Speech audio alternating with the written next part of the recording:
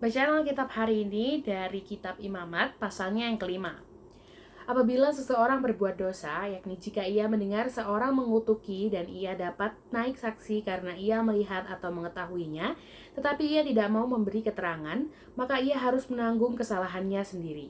Atau bila seseorang kena kepada sesuatu yang najis, baik bangkai binatang liar yang najis, atau bangkai hewan yang najis, atau bangkai binatang yang mengeriap yang najis, tanpa menyadari hal itu, maka ia menjadi najis dan bersalah.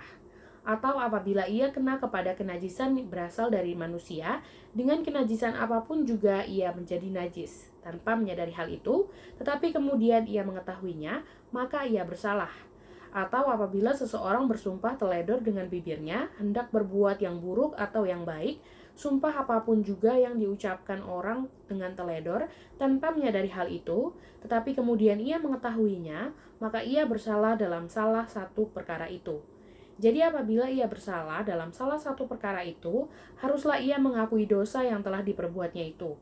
Dan haruslah ia mempersembahkan kepada Tuhan sebagai tebusan salah karena dosa itu, seekor betina dari domba atau kambing menjadi korban penghapus dosa. Dengan demikian, imam mengadakan pendamaian bagi orang itu karena dosanya.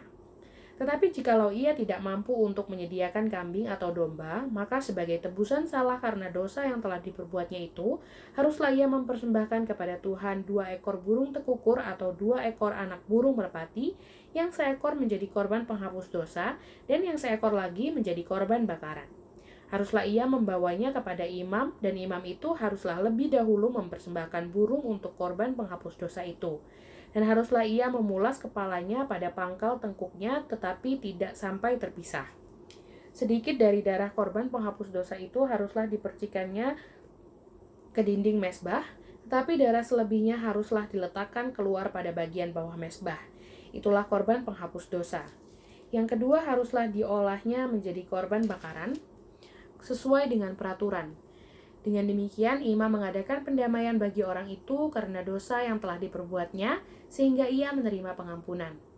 Tetapi jikalau ia tidak mampu menyediakan 2 ekor burung tekukur atau 2 ekor anak burung merpati, maka haruslah ia membawa sebagai persembahannya karena dosanya itu 1/10 eva tepung yang terbaik menjadi korban penghapus dosa.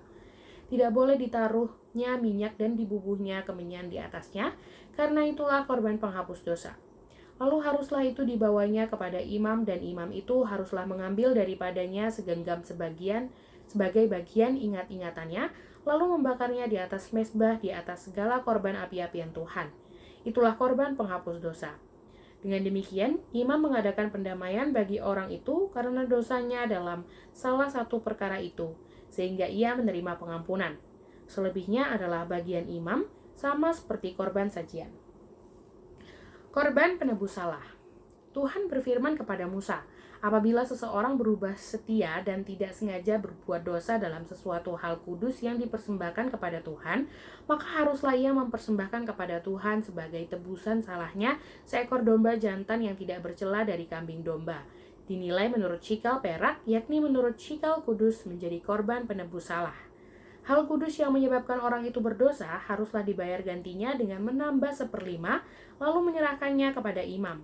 Imam harus mengadakan pendamaian bagi orang itu dengan domba jantan korban penebus salah itu, sehingga ia menerima pengampunan.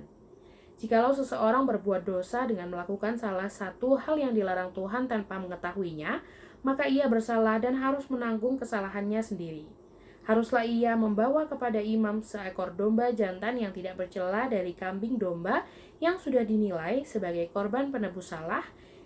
Imam itu haruslah mengadakan pendamaian bagi orang itu karena perbuatan yang tidak disengajanya dan yang tidak diketahuinya itu, sehingga ia menerima pengampunan. Itulah korban penebus salah.